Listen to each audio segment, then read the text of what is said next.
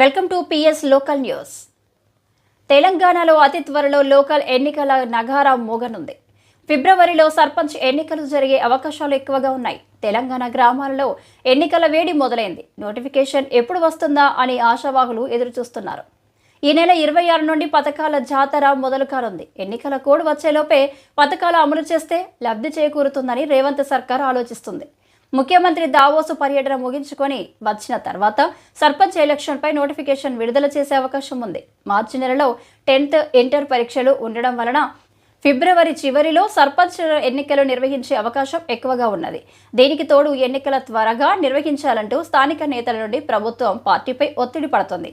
ఏదైనా సరే ఫిబ్రవరిలో సర్పంచ్ ఎన్నికలు జరిపే ఆలోచనలు రేవంత్ సర్కార్ ఉందని తెలుస్తుంది.